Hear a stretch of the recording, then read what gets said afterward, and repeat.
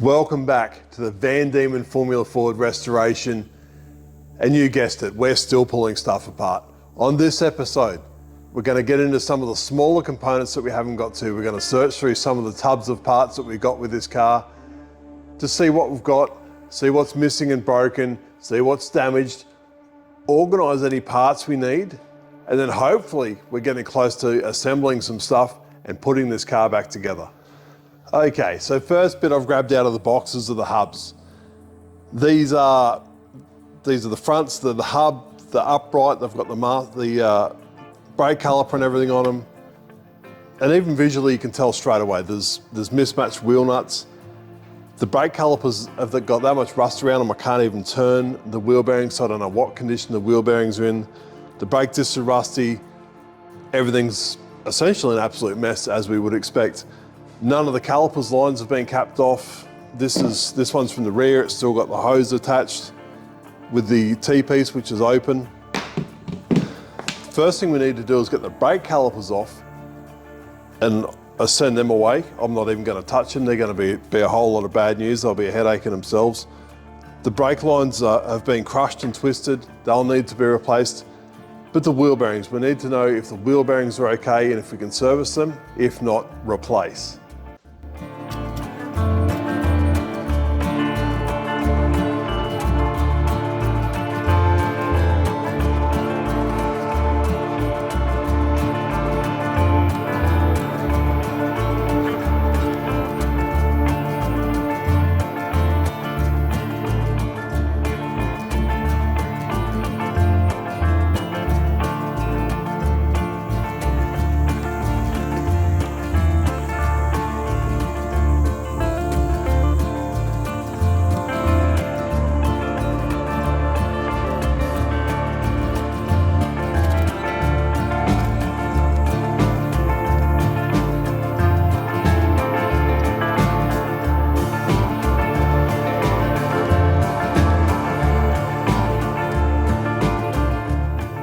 The brake calipers are removed.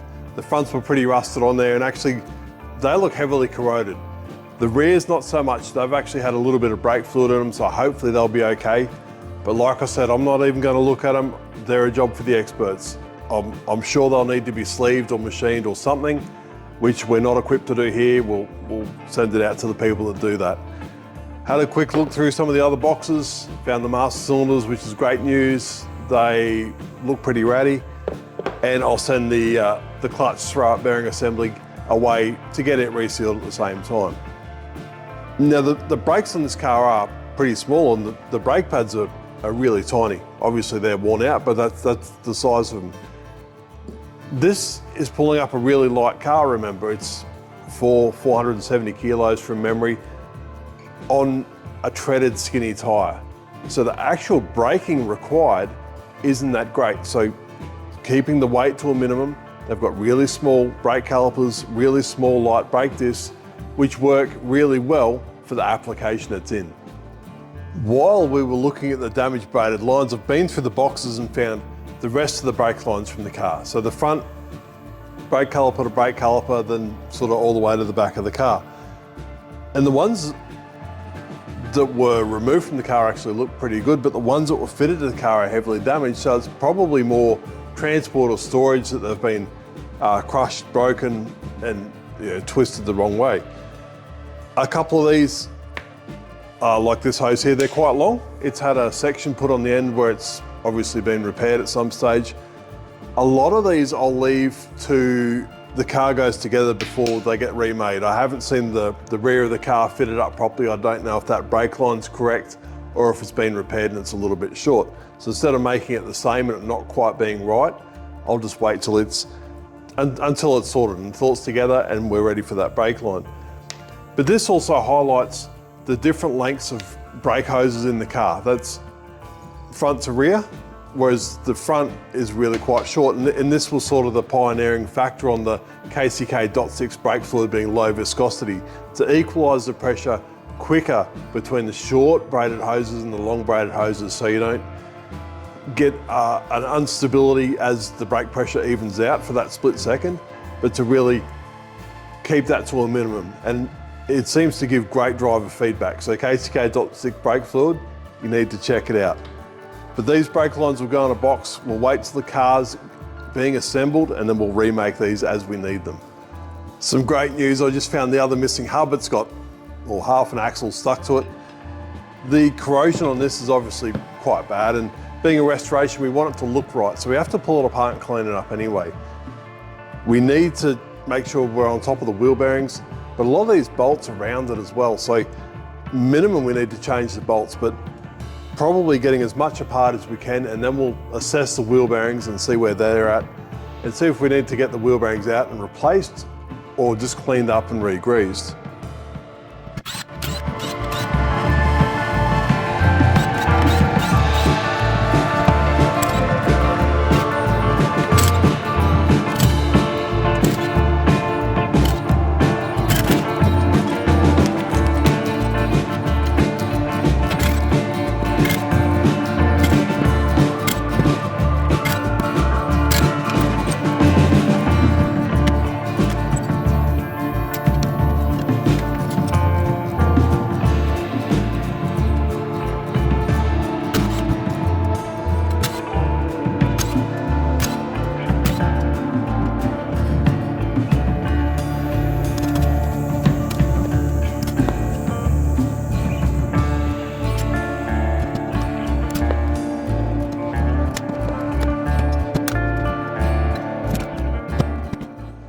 Working on the front hubs first, we've got this first hub stripped down. The top mount that comes off, it's for the steering. So you might have noticed a little bit of a step in the plate. It's a steering geometry tune-up that helps reduce understeer, but that's a whole nother story. Getting rid of the back plate and the bolts, so it's a standard style wheel bearing, and this aluminium hub that the brake disc mounts to, and that rear retaining plate holds the wheel bearing together. So by releasing that, I can see if there's any corrosion or anything going on inside. Another thing I've removed is the brake disc. Now the brake disc does fit over that outer hat, and they're a floating disc. They sound really bad when you push the car. It sounds like stuff's falling off. The discs are actually quite loose on the hub. And this is for a few reasons. The aluminium inner hub expands at a different rate to the brake disc, so it prevents cracking. But not only that, it helps push the brake pads back away from the disc to reduce rolling resistance going along a straight, for instance. So it's actually worth quite a bit of speed, and should these bind up with brake disc and not float as much as they should, it will actually cost you a few kilometres an hour just by dragging the brakes that little bit. But they are quite loose. You can hear that. As you push the car along through the pits, they all make that sound, and it sounds absolutely terrible. Everybody looks, they're expecting stuff to fall off the car, but that's exactly how the brake discs are supposed to work. Now that that's apart, I can simply sit that there and rotate the upright. And those wheel bearings feel pretty crunchy, so if that one's bad, they're all bad. We'll keep stripping these apart. I'll get this other front one apart. We'll press the wheel bearing out just for a look, and then we'll get onto the back hubs. With the wheel bearings separated, you can see the mark on the race both sides where the roller's been running. It's almost through the hard facing. It's not that the wheel bearings failed, it's just simply worn out. It's spun around as many times as it needs to, and should we run it any longer, more than likely that hard facing will come off and then the wheel bearing will fail. So we'll get on top of that while we've got it apart. But while it's stripped out and laid out on the bench, you can really appreciate the effort Van Diemen's gone to reduce the weight, think about a bit of cooling around the upright, and it's really, for its day and its time, it's a work of art. It's a really nice bit of gear. Really nice to work on, and they just bump apart with a hammer. You don't need to press them or anything silly. We can now order the wheel bearings. If the fronts are worn out, we can assume the backs have traveled the same distance. They're going to be as worn out. We'll still get them apart, but we know we at least need 4 wheel bearings. Now we can get into the rear hubs and get them stripped down for servicing. These are essentially the same upright as the fronts, which makes them interchangeable. You need to carry half as many spares. It's a great idea. And instead of having the aluminium button on the back to hold the wheel bearing together, it's got this adapter for the outer CV boot to drive to provide drive to the back tyres. I've had to dig through some other boxes, found another drive shaft and hopefully the missing bits to this drive shaft. Let's get them busted apart, lay them out on the bench and see exactly what we've got.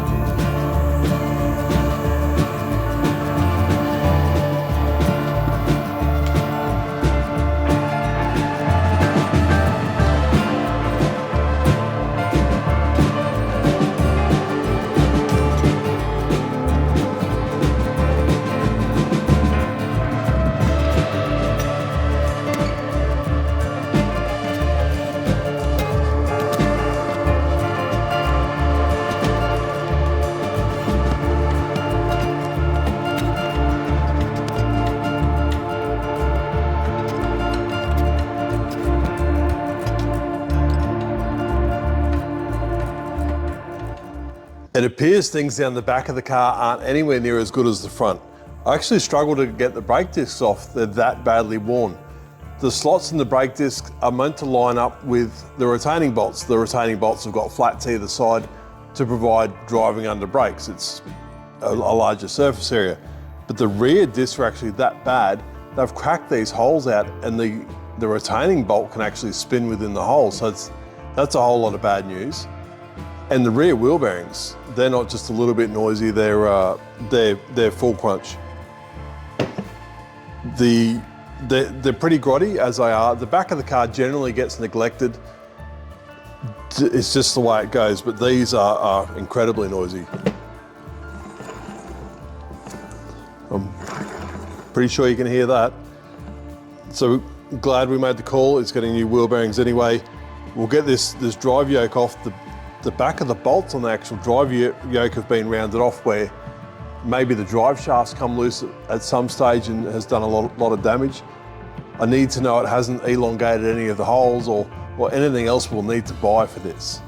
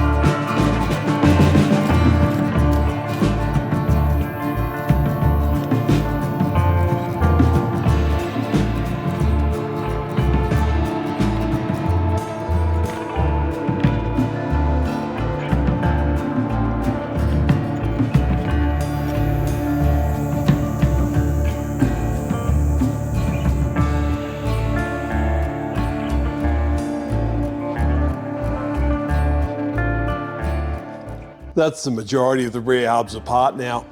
The CV drive was quite difficult to get off because one of the bolts was bent. But these are multi-directional, so if you wear out one, so you can effectively turn it around and run it on the other side. We'll clean these up and see how badly worn they are. We definitely need new boots. We need a whole set of bolts, and we really need to deal with those wheel bearings. And you can probably see by this shot that being neglected, they are packed hard with brake dust, and that gives the seal on the wheel bearing a hard time, and then allows the brake dust to enter the wheel bearing, causing it to wear a whole lot quicker than it normally should. The heads of the bolts around it, it's got missing nuts and wrong nuts, and it's the gift that never stops giving. I'm sure we'll find plenty more. We'll get this sorted and we'll move on to the next parts. Welcome back. If I look a little bit older, it's because I just spent an hour going through tubs of parts looking for another one of these, and it appears it's missing. We've only got 3, we need 4. So what we'll do is we'll order 2 of these, so we've got a pair. We'll put, say, 2 new inners on it because they work that little bit harder. The tripods themselves are okay. They just need a good clean up and a re-grease. We've actually got 4 of them. And the CV boots, no good keeping broken boots. Can't make them out of rubber. So we'll order a set of boots as well. I've just found all the bits to make up the exhaust system, but this isn't the exhaust system that we used to run. We developed quite a few different exhaust systems and different concepts with step collectors, step tubes, and different setups to try to get just that little edge over the competition. And the exhaust itself, there wasn't too much to be gained, maybe a little bit in the middle of the RPM. But we ended up making 15 different mufflers that we then dynoed and track tested, and we found quite big gains. Keeping a little bit of back pressure in the muffler is quite strange, but it's obviously because of the smaller camshafts and how the carbureted engine like to be used. So this is just an off-the-shelf standard factory all day, every day Formula Ford exhaust. We'll get that cleaned up and recoated. There's nothing wrong with it. It's not cracked, not bent, not broken. This is one of our mufflers, obviously not our super awesome one. So we'll probably clean this one up and maybe get the dents out of it, as well as we've still got a couple of the prototype mufflers kicking around at the other workshop. We might drag some of them out and even put one of them on the car. Some of the other steel components that we're going to send away to get recoated are the pedals, brake pedal, clutch pedal, accelerator pedal. There's gear linkages and steering shafts, and even some of the suspension mounts on the back. These are just rusty, they look terrible. So it's easy for us at this point to pull them apart, clean them up, stick them in a box, and get them looking brand new.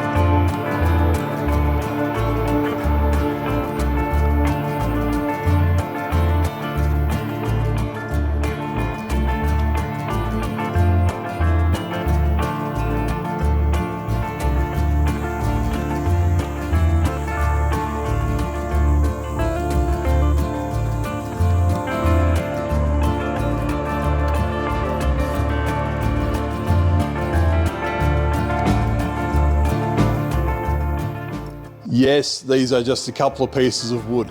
These sit on the main floor just outside the chassis. The radiators actually mount to these, and then the side pod bodywork also mounts to these. They're wood because they get dragged around the track. If you run over a curb with a side pod, it scrapes the bottom up and doesn't cause any major structural damage.